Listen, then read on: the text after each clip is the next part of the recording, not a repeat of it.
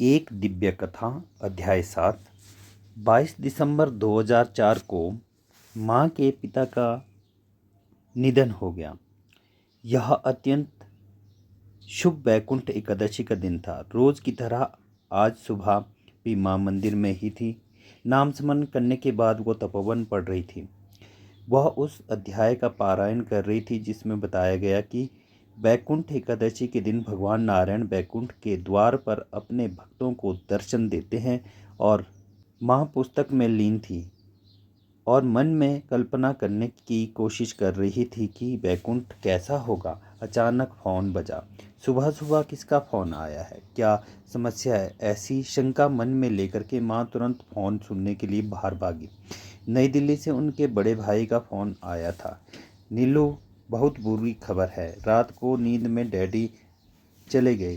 दिसंबर के महीने में उत्तर भारत में सुबह के समय घना कोहरा रहता है, जिसकी वजह से अधिकतर उड़ानें और ट्रेनें या तो देरी से चलती है या रद्द की जाती है। माँ को दोपहर की एक उड़ान में सीट तो मिल गई। वो अंतिम संस्कार के लिए समय पर नहीं पहुँच पाई। उस समय हेमा के बच्चे ईशान और ईशा लखनऊ में अपने नाना नानी के साथ रह रहे थे। ईशा केवल 4 वर्ष की थी और जब माँ को दिल्ली में पता चला कि वह उनके लिए रो रही है तो माँ अगले दिन सुबह लखनऊ से लौट आई। उन्होंने निर्णय किया कि वह अपने पिताजी की 13वीं के लिए नई दिल्ली लौट आएगी। अगले दिन सुबह नाम स्मरण करके माँ मंदिर में ही बैठी थी और अपने पिता के बारे में सोचकर उदास हो रही थी।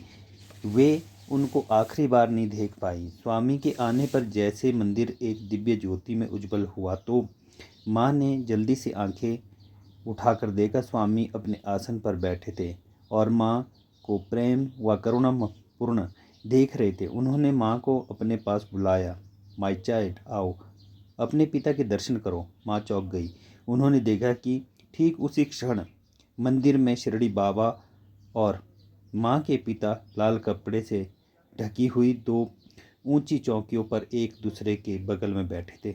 दोनों ने शुद्ध श्वेत वस्त्र पहने हुए थे। माँ एकटक उन्हें देखती रही। उनकी आंखों में आंसू आ गए। फिर वे दोनों माँ की दृष्टि में से विलुप्त हो गए। उसके बाद स्वामी भी चले गए। अगले दिन सुबह 25 दिसंबर को स्वामी फिर आए। वे कुछ चिंतित दिख रहे थे। उन्होंने माँ को ट्रेन के 2 टिकट पकड़ाते हुए कहा, आओ टिकट लो। माँ ने देखा कि वे उनके दिल्ली जाने और लखनऊ लौटने के ट्रेन टिकट थे। माँ भाव विभोर होकर स्वामी को देखती रही। उनके प्रेम और करुणा पर माँ की आंखें भर आई। इतने कम समय में रेल यात्रा का टिकट मिलना बहुत मुश्किल होता है। अगले दिन हेमा, जो उस समय टोरंटो में रहती थी, लखनऊ पहुंची।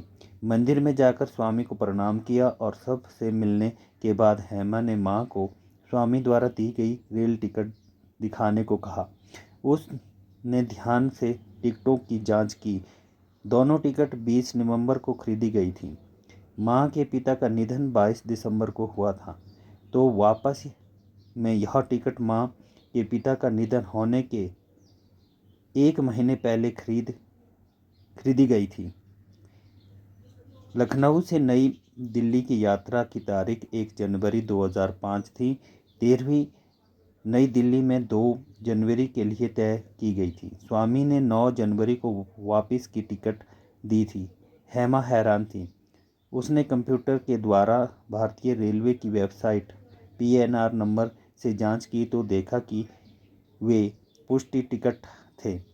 1 जनवरी को माँ ने एक छोटे से सूटकेस में अपना सामान बांधा और स्टेशन के लिए रवाना हो गई। सभी उनको स्टेशन छोड़ने के लिए गए। साल के पहले दिन बहुत सर्दी थी, इसलिए अंकल और बच्चे गाड़ी में ही बैठे रहे और हेमा अपनी माँ को ट्रेन पर चढ़ाने के लिए प्लेटफॉर्म पर गई। वहाँ जाकर हेमा ने आरक्षण चार्ट में जांच की तो देखा कि वहाँ पर माँ के सीट नंबर के आगे साईं माँ लिखा था। हेमा ने देखा कि यह टिकट सामान्य श्रेणी का था। इस वर्ग के यात्रियों को सोने के लिए बिस्तर नहीं दी जाती है। बहुत सर्दी थी। हेमा की आंखों में आंसू थे। वह सोच रही थी कि माँ क्या करेगी। वह तो एक कंबल भी नहीं लाई, लेकिन माँ शांत थी। उन्होंने कहा कि जिस प्रभु ने उनके जाने की व्यवस्था की थी, क्या वे उन पर ध्यान नहीं रखेंगे। रात को ट्रेन में माँ ने अपनी शॉल ओढ़ी और लेट गई। थके होने के कारण वह जल्दी ही सो गई थी। रात को लगभग 3 बजे उनकी नींद टूटी। उन्हें एक अजीब सा एहसास हुआ, जैसे कि उन्हें कोई ताक रहा है। माँ धीरे से उठकर बैठी। उन्होंने देखा कि एक बूढ़ा आदमी, जिसने अपने को सिर से पैर तक एक कंबल से लपेटा हुआ था, उनकी बर्थ के किनारे पर बैठा हुआ था। उनके दिल की धड़कन तेज हुई और वह डर गई। माँ ने नज़र घुमाकर देखा, सब सो रहे थे। साहस करते हुए माँ ने पूछा, कौन है? दबे स्वर में उस बूढ़े आदमी ने जवाब दिया, टीटी। माँ ने कहा, कृपया आप यहाँ से चले जाओ, यह आपके बैठने की जगह नहीं है। जैसे ही ये शब्द माँ के मुख से निकले, वह बूढ़ा आदमी गायब हो गया। माँ दंग रह गई।